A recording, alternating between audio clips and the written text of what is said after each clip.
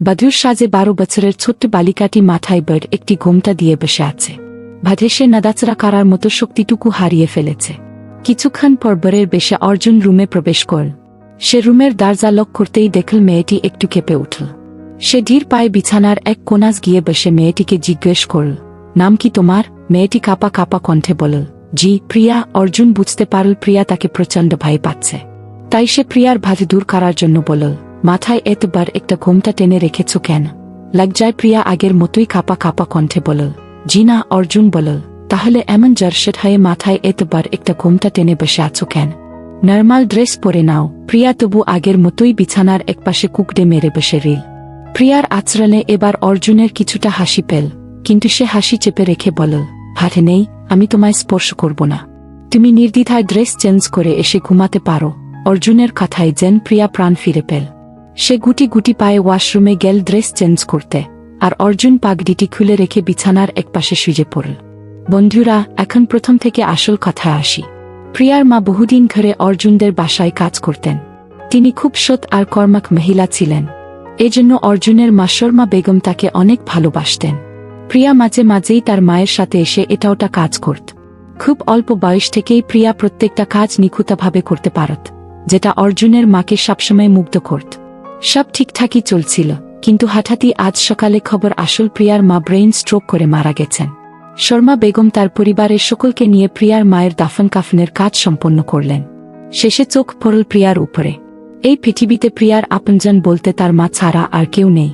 শর্মা বেগম অনেক ভেবেচিন্তে সিদ্ধান্ত নিলেন তার একমাত্র সন্তান অর্জুনের সাথে প্রিয়াকে বিয়ে করিয়ে দিবেন। তারপর নিজের পুত্রবধূ করে সারা জীবন নিজের কাজেই রাখবেন। দেই ভাবা সেই কাজ। অর্জুন প্রথমে অনেক আপত্তি করল, তবে পরে মায়ের মন রক্ষার্থে রাজি না হয়ে আর পারল না। কারণ কাজের মহিলার মেয়েকে বিয়ে করাটা সে খুব সহজে মেনে নিতে পারছিল না। যদিও তার কোথাও কোনো মেয়ের সাথে রিলেশন নেই, তবুও প্রিয়া 3 পিচ পরে ওয়াশরুম থেকে বের হয়ে আসল। অর্জুন একবারও প্রিয়ার দিকে তাকাল না, এমনকি কোনো কথাও বলল না। আর তাতেই প্রিয়া বেশি কমফোর্ট ফিল করল। সে চুপচাপ বিছানায় গিয়ে শুয়ে পড়ল। তাদের মধ্যে আর কোনো কথা হলো না। কিছুক্ষণ পর দুইজন দুই দিকে মুখ করে ঘুমিয়ে পড়ল। পরদিন সকালে প্রিয়া ডাকে অর্জুনের ঘুম ভাঙল। সে ঘুম ঘুম চোখে তাকিয়ে দেখল প্রিয়া তার সামনে দাঁড়িয়ে আছে। চোখ ডলতে ডলতে অর্জুন বিছানা থেকে উঠে পড়ল। সে এই প্রথমবার প্রিয়াকে খুব কাছ থেকে ভালোভাবে দেখল। প্রিয়ার মাথায় ঘাট পর্যন্ত ছোট ছোট চুল, উজ্জ্বল শ্যামলা গায়ের বর্ণ, মুখ ভর্তি ছোট ছোট দাগ, শরীরটা ভীষণ শুকনো, চোখগুলো বসে গেছে, চেহারায় সৌন্দর্য বলতে কিছুই নেই। অর্জুনের বিরক্তি যেন আরও কয়েক গুণ বেড়ে গেল। শুধু মায়ের মন রক্ষার্থে প্রিয়ার সাথে কোনো উল্টোপাল্টা আচরণ করতে পারছে না, কিন্তু সবসময় প্রিয়ার থেকে দূরত্ব বজায় রেখে চলছে। প্রিয়াকে কোন দিক থেকেই অর্জুনের সাথে মানায় না। অর্জুন বিশাল ধনী বাবা মার একমাত্র সন্তান, যেমন ট্যালেন্টেড স্টুডেন্ট তেমনি সুন্দর দেখতে। 6 ফুট 1 ইঞ্চি লম্বা, কাঁচা সোনার মতো গায়ের বর্ণ, চিপচিপে শরীর, চোখ দুটো ভাসা ভাসা, ভারী ঠোঁট, ধনুকের মতো জোর ভ্রু, আর টিকতে তার সৌন্দর্য যেন আরও দ্বিগুণ বেড়ে গেছে। অর্জুন ভীষণ ম্যাচিউর একটা ছেলে। সে প্রিয়ার সাথে খুব নরমভাবে মিশতে লাগল, যাতে ফ্যামিলির কেউ তার আচরণ দেখে বুঝতে না পারে যে প্রিয়াকে তার পছন্দ নয়। কিন্তু প্রিয়ার বয়স অল্প হলেও সে ঠিকই টের করতে পারল যে অর্জুন তাকে পছন্দ করে না। তবে প্রিয়ার তাতে কিছু যায় আসে না, কারণ সে দুবেলা দুমুঠো খেতে পড়তে পারলেই মহা খুশি। তাছাড়া অর্জুনের মাও তাকে অনেক ভালোবাসে, এটাই তার কাছে অনেক। এর চেয়ে আর বেশি কিছু সে চায় না, আশাও করে না। এভাবেই কয়েক দিন কেটে গেল। অর্জুন মাস্টার্স কমপ্লিট করার জন্য নিউ ইয়র্কে চলে গেল। 3.5 বছর কেটে যাওয়ার পরও যখন সে ফিরতে চাচ্ছিল না, তখন ফ্যামিলির সবাই বুঝতে পারল তার সমস্যাটা কোথা। তার উপর আবার নিউ ইয়র্ক যাওয়ার পর থেকে অর্জুন কখনো প্রিয়ার সাথে কথা বলেনি। প্রিয়া এই 3.5 বছরে অনেক কিছু বুঝতে শিখেছে, অনেকটা বার হয়ে গেছে। সে আর আগের মতো নেই, অনেক সুন্দরী হয়ে গেছে। কোমর পর্যন্ত ছড়ানো সোনালি চুল, দুধালতা গায়ের বর্ণ, ঘন কালো ভ্রু, হরিণীর মতো টানা 2 চোখের দালয়ল চাহানি, দীর্ঘাকৃতির হালকা পাতলা শরীর, যেন সদ্য ফোটা ফুলের মতো সুন্দরী রূপসী, ছুঁয়ে দিলেই মরে যাবে। প্রিয়া যখন বুঝতে পারল অর্জুন তার জন্যই বাসায় আসছে না, তখন সে বাধ্য হয়ে অর্জুনকে ডিভোর্স দিতে চাইল। কিন্তু অর্জুনের মা শর্মা বেগম কিছুতেই সেটা মেনে নিতে চাইলেন না। তিনি প্রিয়াকে তার মায়ের বাসায় রেখে আসলেন। তার মা অনেক বয়স্ক মহিলা, তাকে দেখাশোনা করার জন্য একটা মেয়ে রাখা ছিল। তিনি সেই মেয়েকে বাদ দিয়ে প্রিয়াকে তার মায়ের দেখাশোনা করার জন্য রাখলেন, যাতে একই সাথে 2 কাজ হয়ে যায়। প্রিয়ার বাসা থেকে চলে যাওয়ার কথা শুনে কয়েকদিন পরেই অর্জুন দেশে ফিরে আসল। এসেই সে প্রিয়াকে ডিভোর্স দেওয়ার জন্য সুযোগ খুঁজতে লাগল, আর অবশেষে পেয়েও গেল। সে তার মাকে জানাল যদি তারা প্রিয়াকে ডিভোর্স দিতে না দেয় তাহলে সে নিউ ইয়র্কে গিয়ে আর কখনো দেশে ফিরবে না। সে অনেক ভেবেচিন্তে শর্মা বেগম তার ছেলেকে বললেন, প্রিয়াকে ডিভোর্স দেওয়ার দরকার নেই, সে কখনো তোর সামনে এমনকি এই বাসাতেও আসবে না, চলবে। অর্জুন তবু ডিভোর্সের বিষয়টার জন্য সে মুখ ভার করে বসে রিল। শর্মা বেগম সেটা বুঝতে পেরে বললেন, তুই যদি দ্বিতীয় বিয়ে করতে চাস তাহলে করতে পারিস, এতে প্রিয়ার কোন আপত্তি নেই। তবে সে বেচারা অনাথ মেয়ে, ডিভোর্সের কথা শুনে যদি কোন অঘটন ঘটায় সেই দায়িত্ব কে নেবে? অর্জুন তবু চুপ করে রিল। শর্মা বেগম একটা দীর্ঘশ্বাস ফেলে বললেন, সে কখনো তোর কাছে স্বামীর অধিকার চাইতে আসবে না। সামনে সে নেয়, এতটুকু আস্থা রাখতে পারিস। অর্জুন নারা বান্দা, সে কোনোভাবেই তার মায়ের কথাতে সায় দিল না। এতে শর্মা বেগম মনে মনে অনেক কষ্ট পেলেন, তবে সেটা অর্জুনকে বুঝতে দিলেন না, কারণ তিনি প্রিয়াকে সারা জীবনের জন্য পুত্রবধূ করে নিজের কাছে রাখতে চেয়েছিলেন। কিন্তু ছেলের অটল সিদ্ধান্তে তিনি হার মেনে গেলেন। কয়েকদিন পরেই প্রিয়ার কাছে এক দুঃসংবাদ আসল। অর্জুন তাকে ডিভোর্স পেপার পাঠিয়েছে। সে প্রথমে কিছুটা কষ্ট পেল, তবে পরক্ষণেই নিজেকে সামলে নিল। অর্জুনের দেওয়া অবহেলা সহ্য করতে করতে সে এখন অনেক বড় কষ্ট হজম করতে শিখে গেছে। প্রিয়া ডিভোর্স পেপারটা হাতে নিয়ে অর্জুনদের বাই রওনা দিল, কারণ সে আজ অর্জুনকে অনেক কিছু বলতে চায়, যেগুলো সে 3 বছর ঘরে মনের মধ্যে জমা করে রেখেছে। অর্জুন বাইকটা স্টার্ট করে লুকিং গ্লাসে তাকাতেই দেখল এক ফর্মা সুন্দরী মেয়ে মাথা নিচু করে তাদের বাসায় প্রবেশ করছে। পরনে তার হালকা আসমানি রঙের একটা শাড়ি, মাথায় আঁচল তুলে দেওয়া, হাতে একটা সাদা কাগজ। মেয়েটিকে যতক্ষণ পর্যন্ত লুকিং গ্লাসে দেখা যায় অর্জুন ততক্ষণ পর্যন্তই তাকিয়ে দেখল। তবে মেয়েটিকে যে অর্জুন এত নিখুঁতভাবে দেখছে সেটা কিন্তু সে বুঝতে পারছে না, কারণ সে এক দৃষ্টিতে মাটির দিকে তাকিয়ে হেঁটে যাচ্ছে। মেয়েটি যখন একদম অর্জুনের পাশ দিয়ে হেঁটে যেতে লাগল তখন অর্জুন ইচ্ছে করেই জোরে একটা হর্ন দিল, আর অমনি মেয়েটির হাত থেকে কাগজটি পড়ে গেল। সে যখনই নিচু হয়ে কাগজটি উঠাতে গেল তখন তার মাথা থেকে আঁচল পড়ে গেল, আর অর্জুন চোখ ভরে তাকে দেখে নিল। সে এমন অপরূপা সুন্দরী মেয়েকে আগে কখনো দেখেনি। মেয়েটি কাগজ তুলে নিয়ে আবার মাথা নিচু করে সামনের দিকে হেঁটে যেতে লাগল, কিন্তু কয়েক পা এগুতেই সে হাঁটতে হাঁটতে পেছনে ঘুরে অর্জুনের দিকে তাকাল। খুব তীক্ষ্ণ দৃষ্টিতে এক পলক তাকিয়েই আবার মুখ ঘুরিয়ে নিল। মেয়েটির অমন তীক্ষ্ণ চাহনিতেও অর্জুনের নেশা ঘরে গেল, সে পুরোই ক্রাশ খেয়ে গেল। অর্জুনের ইচ্ছে করছিল কোর্টে না গিয়ে মেয়েটির পিছু পিছু বাসায় প্রবেশ করতে, কিন্তু তাতে মেয়েটির কাছে তার ভ্যালু কমে যাবে ভেবে সোজা কোর্টের মুখে রওনা দিল। শর্মা বেগম তখন ডাইনিং রুমের সোফায় বসে পেপার পড়েছিলেন। এমন সময় প্রিয়াকে দেখে তিনি যেন আকাশ থেকে পড়লেন। প্রিয়া তার অবস্থা কিছুটা আঁচ করতে পেরে বলল, ভাই পেজো না বার্মা, আজ আমি কোনো আবদার নিয়ে আসিনি, শুধু ওনার সাথে কিছু কথা বলতে এসেছি। শর্মা বেগম প্রিয়ার কথা শুনে হতভম্ব হয়ে গেলেন। কয়েক সেকেন্ড পর আমতা আমতা করে বললেন, আমি খুব করে চেয়েছিলাম মা, সারা জীবন তোকে নিজের কাছে আগলে রাখতে, কিন্তু সে তো খাঁটি সোনা চিনতে জানল না। প্রিয়া কোনো কথা না বলে চুপচাপ মাথা নিচু করে বসে রইল। শর্মা বেগম অর্জুনকে ফোন দিয়ে বাসায় আসতে বললেন।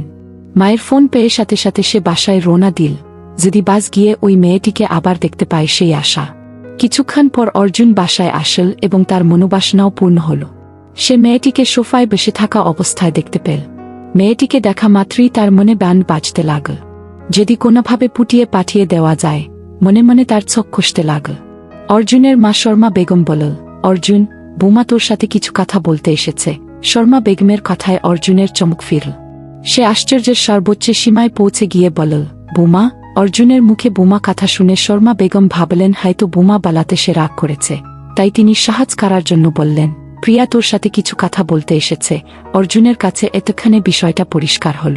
সে বুঝতে পারল এই মেয়েটাই তার স্ত্রী ছিল, কিন্তু সে অবাক হয়ে গেল এই ভেবে যে সেদিনের সেই ছোট্ট বালিকাটি আজ এত বড় হয়ে গেছে, এত রূপসী হয়ে গেছে। কতটা অবহেলায় আর অযত্নে তার বাল্যকাল কেটেছিল যে অমন চাঁদের মতো সুন্দর মুখখানি কালো মেঘের আবরণে দেখে গিয়েছিল। অর্জুন মনে মনে বেশ অনুতপ্ত হল। প্রিয়াকে সিঁড়ি বেয়ে ছাদে উঠে যেতে দেখে অর্জুনের ভ্রম কেটে গেল। সে প্রিয়ার পিছু পিছু ছাদে উঠতে লাগল। এদিকে প্রিয়ার ভেতরে দ্বিধাদ্বন্দ্ব শুরু হয়ে গেছে। সে কি বলবে, কোথা থেকে শুরু করবে, মনে মনে সেসব আওড়ে নিতে লাগল। সে ছাদের এক কোনাস গিয়ে দাঁড়াল। অর্জুনও ধীর পায়ে তার পিছু পিছু গিয়ে তার থেকে সামান্য দূরে গিয়ে দাঁড়াল। অর্জুনের ভেতরেও খুব অস্বস্তি বোধ কাজ করছে, কারণ সে প্রতিটা পদে পদে বুঝতে পারছে যে সে প্রিয়াকে কতটা অবহেলা করেছে। প্রিয়া কিছুক্ষণ চুপচাপ থেকে স্বাভাবিকভাবে বলতে শুরু করল, আসলে আমি তো আপনার মতো অত বেশি পড়াশোনা করিনি, তাই বুঝতে পারছি না কোনটা বলা ঠিক হবে আর কোনটা বলা ভুল হবে। তবে আপনি তো অনেক শিক্ষিত মানুষ, আমার ভুল ত্রুটিগুলো ক্ষমার দৃষ্টিতে দেখবেন। অর্জুন কোনো কথা বলল না, শুধু চুপচাপ মাথা নিচু করে দাঁড়িয়ে রইল।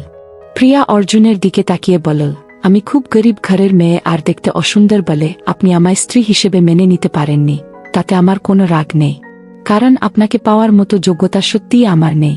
কিন্তু আপনি কি চাইলে আমার উপর একটু সহানুভূতিশীল হতে পারতেন না? আপনাদের বাসায় খেয়ে পরে কত কুকুর বেড়াল বড় হচ্ছে, আমি তো সেভাবেই দুবেলা দুমুঠো খেয়ে পরে থাকতাম। কখনো ভুল করেও আপনার কাছে স্বামীর অধিকার চাইতে যেতাম না। যে মেয়েটার নিজের বলতে কিছুই নেই, তার কাছে আপনার এতে কিসের অহংকার? অহংকার তো তার সামনে কারা সাজে, যার কাছে অহংকার করলে পাল্টা তারও অহংকার দেখানোর সামর্থ্য থাকে। শেষ কথাগুলো বলতে গিয়ে প্রিয়ার কণ্ঠ আটকে যেতে লাগল, ঠিক কান্নার পূর্ব মুহূর্তে যেমন সবার কণ্ঠ আটকে যায় তেমন। অর্জুন লজ্জায় কোনো কথা বলতে পারল না, কিন্তু তবু অহংকারের ভারে জর্জরিত হয়ে প্রিয়ার কথায় কুকড়ে রইল। প্রিয়া এবার অর্জুনের দিকে না তাকিয়ে বলল, অনেক কিছু বলার ছিল, কিন্তু থাক, যেখানে কোনো সম্পর্ক নেই সেখানে যত কম কথা বলা যায় ততই ভালো। আমি ডিভোর্স পেপারে স্বাক্ষর করে এনেছি। কথাটা বলেই সে কাঁপা কাঁপা হাতে অর্জুনের দিকে কাগজটা এগিয়ে দিল। অর্জুনের মন চাচ্ছিল কাগজটা ছিঁড়ে টুকরো টুকরো করে ফেলতে, প্রিয়াকে চিৎকার করে বলতে যে সে এই ডিভোর্স মানে না, সে যা করেছে সব ভুল করেছে, কিন্তু না, সে কিছুই বলতে পারল না। তার অহংকারের জোর, ইভোর জোরেই কাগজটা নিয়ে নিল। অর্জুন হাত বাড়িয়ে কাগজটা নেওয়ার সময় এক পলক প্রিয়ার দিকে তাকাল। সে দেখল প্রিয়ার চোখ রক্ত যাবার মতো লাল হয়ে আছে, চোখ ভর্তি পানি টলমল করছে। প্রিয়া ভেবেছিল অর্জুন হয়তো তাকে দেখে সবকিছু ভুলে যাবে, আবার সবকিছু আগের মতো হয়ে যাবে, কিন্তু না, অর্জুনের মুখে অনুতপ্তের ছাপ ফুটে উঠলেও মুখ ফুটে তা বের হল না। অর্জুন বুঝতে পারছিল প্রিয়া তাকে এখনো চায়, কিন্তু সে নিজের ইগো আর অহংকারের জোরে একটা ছুরি বালার সাহসটুকু পাচ্ছে না। অর্জুনকে চুপ থাকতে দেখে প্রিয়া নিচ থেকে আর কোন কথা না বলে চলে যেতে লাগল, কিন্তু কয়েক পা ফেলতেই সে থেমে গেল। প্রিয়াকে থেমে যেতে দেখে অর্জুনের বুকে যেন আশার সঞ্চয় হল। সে মনে মনে চাইল প্রিয়া ঘুরে এসে তাকে বলুক সে ডিভোর্স দিতে রাজি না, তারপর অর্জুন আর কোনো ঝামেলা করবে না, সাথে সাথে তাকে স্ত্রী হিসেবে মেনে নিবে। অর্জুন মনে মনে এসব জল্পনা কল্পনা করতেই দেখল প্রিয়া তার খুব কাছাকাছি এসে দাঁড়িয়েছে। তার চোখে পানি তোলতোল করছে, একটু ছোঁয়া পেলেই যেন শ্রাবণের মেঘের মতো ঝরে পড়বে। প্রিয়া মাথা নিচু করে কাঁপা কাঁপা কণ্ঠে বলল, আমি কি আপনাকে একবার জড়িয়ে ধরতে পারি? কথাটা বলার সাথে সাথেই প্রিয়ার চোখ বেয়ে পানি ঝরতে লাগল। অর্জুন একটু এগিয়ে যেতেই প্রিয়া তাকে খুব শক্ত করে জড়িয়ে ধরে বলল, আমি ভেবেছিলাম আমার চেহারা খারাপ ছিল, তার জন্য আপনি আমায় পছন্দ করেন না, স্ত্রী হিসেবে মানেন না। সেজন্য আমি ক্ষতে যত্নে নিজেকে একটু একটু করে সাজিয়ে গুছিয়ে নিয়েছি। কিন্তু না, আমার ধারণা ভুল ছিল, আমি আপনার যোগ্যই না। এবার অর্জুনের মুখ ফুটে সে ধীর গলায় বলল, এসব নিয়ে কথা বাড়িয়ে আমায় আর ছুট করিও না, প্লিজ। প্রিয়া অর্জুনের গলা থেকে এক হাত নামিয়ে নিয়ে তার চোখে চোখ রেখে বলল, আপনি জানেন আমি আপনার কথা রোজ কতবার ভাবতাম। অর্জুন বলল, কতবার? প্রিয়া বলল, যতবার আমি নিঃশ্বাস নিতাম ঠিক ততবার। কিন্তু আফসোস, সেই 3.5 বছরের মধ্যে আপনার হাতে এক সেকেন্ডও হয়নি আমার জন্য। কথাটা বলেই সে অর্জুনকে ছেড়ে দিল। অর্জুন মনে মনে অবাক হয়ে গেল, যে মেয়েটাকে সে দিনের পর দিন ইগনোর করে গেছে, সেই মেয়ে কিনা তাকে দিনের পর দিন একটু একটু করে ভালোবেসে ফেলেছে। নিজেকে সে অনেক ভাগ্যবান মনে করল, কিন্তু মুখ ফুটে কিছু বলতে পারল না। এটাই অর্জুনের বার প্রবলেম, আত্মহংকারে একদম গাছের মগডালে উঠে বসে থাকবে, মুখ ফুটে কিছু বলবে না, কিন্তু ভেতর ভেতর কাঙ্ক্ষিত বস্তুটি পাওয়ার জন্য কুড়ে কুড়ে অস্বাভাবিক কোনো আচরণ করবে না ঠিকই, কিন্তু নিজের জেদ পূরণ করতে গিয়ে অনেক দুঃসাধ্য কাজ সহজ সাধ্য করে ফেলবে। তার এসব চুপচাপ নির্বতা প্রিয়ার কাছে ভীষণ কষ্টকর হয়ে দাঁড়াল। সে মুহূর্তের মধ্যে অর্জুনের দিকে অগ্নিদৃষ্টি নিক্ষেপ করে বলল, ভাট নেই, আমি যদি গালেপচে মাটির সাথে মিশেও যাই, তবু কখনো আপনার কাছে স্বামীর অধিকার চাইতে আসব না, কখনো না। ভালো থাকবেন। কথাটা বলেই সে খুব দ্রুত পায়ে চলে যেতে লাগল। অর্জুনের উত্তরের অপেক্ষা করার মতো ধৈর্যে আজ তার শেষ হয়ে গেছে। নিচে যেতেই শর্মা বেগম প্রিয়ার হাতটা খপ করে ঘরে বললেন, তুই আমায় কথা দে মা, রাগের মাথায় উল্টো পাল্টা কিছু করবি না। প্রিয়া কিছুক্ষণ পর একটা দীর্ঘশ্বাস ফেলে বলল, আচ্ছা ঠিক আছে, তুমি আমায় নিয়ে একদম চিন্তা করবে না বর্মা, দেখবে একদিন আমি ঠিকই নিজেকে গুছিয়ে নিতে পেরেছি। প্রিয়া আর বিন্দুমাত্র দেরি না করে চলে যেতে লাগল। অর্জুন সিঁড়ি বেয়ে নিচে নামতেই দেখল প্রিয়া খুব দ্রুত গতিতে চলে যাচ্ছে। তার মাথায় কোনো কিছু কাজ করল, সোজা রুমে গিয়ে শেষতে দরজাটা লাগিয়ে দিয়ে শুয়ে পড়ল। প্রিয়া ট্যাক্সি করে তার বান্ধবী অঞ্জলির বাসায় চলে গেল।